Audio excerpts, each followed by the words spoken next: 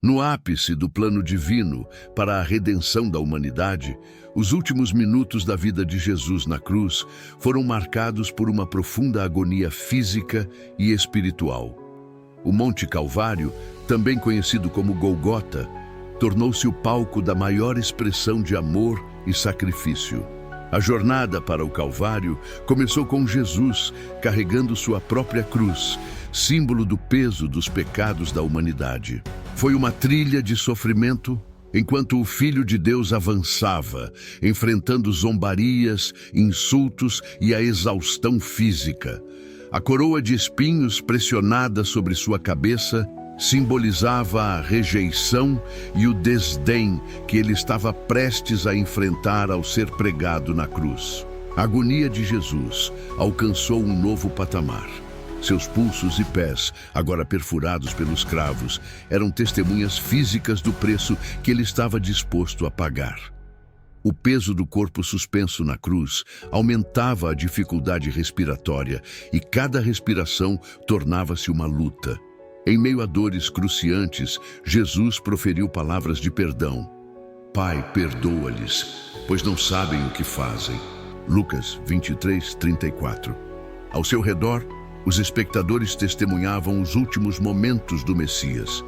2 criminosos estavam crucificados ao seu lado e um deles, tocado pela graça divina, reconheceu a inocência de Jesus e pediu para ser lembrado quando ele entrasse em seu reino. Jesus respondeu com palavras de esperança: em verdade, te digo que hoje estarás comigo no paraíso. Lucas 23:43. No auge da crucificação, a escuridão desceu sobre a terra, um fenômeno cósmico que ecoou a intensidade do momento. Esse é o nosso primeiro fato que merece destaque. A escuridão que envolveu a terra após a morte de Jesus, conforme registrado em Mateus, é um fenômeno que também traz significados ocultos. Assim como as parábolas de Jesus, essa escuridão, que persistiu desde o meio-dia até as 3 da tarde, não pode ser simplesmente atribuída a causas naturais, como um eclipse. Ela é apresentada como uma intervenção divina, um sinal cósmico que acompanhou o momento crucial da crucificação. No contexto da antiguidade, a escuridão era frequentemente associada ao luto e à morte de figuras notáveis. Importantes teólogos veem a escuridão como um momento simbólico em que Deus, ao escurecer a terra, demonstra seu luto pela morte de seu filho, indicando a retirada da luz divina devido à importância do sacrifício. Essa escuridão intensa durante o dia certamente foi um sinal do julgamento de Deus sobre a morte de Jesus. Essa ideia é reforçada e está em conformidade com profecias do Antigo Testamento, como Amós 8:9, que menciona que Deus faria o sol descer ao meio-dia. Essa realização profética destaca a validação das Escrituras e a soberania divina. Foi durante essas trevas que Jesus clamou em alta voz: Deus meu, por que me desamparaste? Mateus 27:46. Essas palavras confirmavam o cumprimento das Escrituras e revelavam o fardo que ele carregava ao assumir os pecados do mundo. O momento culminante se aproximava quando Jesus proclamou: está consumado. João 19:30. Nesse instante, ele entregou seu espírito e a terra tremeu com um terremoto. As rochas se fenderam e os túmulos se abriram. Aqui acontece o segundo evento de magnitude cósmica transcendente e impactante, não apenas espiritualmente, mas também na própria natureza, conforme registrado em Mateus 27:51. A terra tremeu e as rochas se dividiram no momento da morte de Jesus. Esse terremoto não foi meramente um fenômeno geológico, foi uma resposta da própria criação à crucificação do Filho de Deus. As rochas, que simbolizam a solidez e estabilidade da terra, se partiram diante do evento divino, testemunhando a gravidade do sacrifício que estava ocorrendo. O terremoto descrito ocasionou outro acontecimento majestoso. Vale lembrar que a região da Palestina, devido às características geológicas, está localizada em uma grande falha sísmica. O tremor das rochas e das placas tectônicas causou danos às tumbas, que eram feitas de pedra.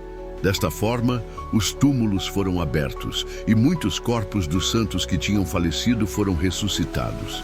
Esses santos, pessoas justas que haviam partido, saíram dos túmulos após a ressurreição de Jesus e apareceram para muitas pessoas na cidade santa de Jerusalém. Essa ressurreição dos santos é um dos eventos mais marcantes e singulares registrados na narrativa da crucificação. O terremoto, a abertura dos túmulos e a ressurreição desses santos só podem ser atribuídos à ação direta de Deus. Esses santos ressuscitados tornaram-se uma manifestação visível da conquista de Jesus sobre o domínio da morte, uma ação do que estava por vir para todos aqueles que colocam sua fé nele. A expressão povo santo provavelmente refere-se a figuras piedosas do Antigo Testamento, como heróis e mártires da história de Israel, que foram propositadamente escolhidos para testemunhar de maneira milagrosa esses eventos. Sua aparição marcante na Cidade Santa não apenas reforça o significado do sacrifício de Jesus na cruz, mas também destaca de maneira eficaz sua conquista sobre o poder da morte. Esse evento extraordinário encontra explicação nos ensinamentos de Paulo, conforme mencionado em 1 Coríntios 15, 20 e 23.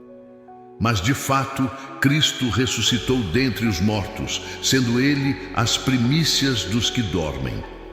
Visto que a morte veio por um homem, também por um homem veio a ressurreição dos mortos. Assim como todos morrem em Adão, assim também todos serão vivificados em Cristo, mas cada um por sua ordem. Cristo, as primícias, depois os que são de Cristo na sua vinda. Nesse trecho, Paulo destaca a ressurreição de Cristo como as primícias dos mortos, sinalizando que, da mesma forma que Cristo foi ressuscitado, aqueles que pertencem a ele também serão ressuscitados. O Evangelho de Mateus, no capítulo 27, versículos 50 e 51, também narra a passagem de forma minuciosa, e uma frase merece destaque. Jesus, dando mais um forte brado, expirou. E eis que o véu do santuário se rasgou em dois, de alto a baixo. A terra tremeu, fenderam-se as rochas. Aqui eu explico mais um fato grandioso, mas antes, como de costume, eu peço o seu like e inscrição no canal para nos ajudar a continuarmos com esse trabalho. Nos templos da época, existia um véu que separava a área sagrada do templo da parte mais sagrada, conhecida como Santo dos Santos. Esse véu era mais do que uma cortina física. Era uma representação da distância entre Deus e a humanidade. Neste local, apenas o sumo sacerdote podia entrar, somente uma vez por ano, e mesmo assim, mediante sangue de animais como oferta pelos pecados. O ato de rasgar esse véu, como registrado em Mateus, vai além de um evento físico, adentrando o âmbito simbólico e espiritual. O rasgar do véu simboliza a remoção da barreira entre Deus e as pessoas por meio do sacrifício de Jesus na cruz. Antes desse momento crucial, somente o sumo sacerdote tinha permissão de entrar no Santo dos Santos no dia da expiação. No entanto, quando o véu foi rasgado de cima para baixo, isso indicou que a barreira entre Deus e a humanidade foi permanentemente removida. O livro de Hebreus, capítulo 10, versículos 19 e 20, explica o significado da seguinte forma. Tendo, pois, irmãos, intrepidez para entrar no Santo dos Santos pelo sangue de Jesus, pelo novo e vivo caminho que ele nos consagrou, pelo véu, isto é, pela sua carne. A passagem de Hebreus nos convida a termos confiança para entrar no lugar santo pelo sangue de Jesus, por um caminho novo e vivo que ele abriu para nós através do véu que representa o seu corpo. Portanto, O rasgar do véu é uma expressão simbólica e poderosa do amor e da misericórdia de Deus, mostrando que a morte sacrificial de Jesus na cruz abriu o caminho para que todos pudessem se aproximar dele com confiança e ousadia, sem a necessidade de intermediários ou rituais cerimoniais. Por fim, o quinto fato que merece destaque, na verdade, é uma pessoa, o centurião. O papel do centurião romano durante a crucificação era crucial para garantir que a execução ocorresse conforme as ordens do imperador. Como líder de centenas de soldados, ele exercia a autoridade militar e precisava assegurar que a crucificação fosse realizada sem complicações. Sua experiência, coragem e eficiência eram essenciais para o cumprimento bem-sucedido de suas responsabilidades. Contudo, durante a crucificação de Jesus, o centurião e seus companheiros soldados testemunharam eventos extraordinários que os deixaram atônitos e cheios de admiração.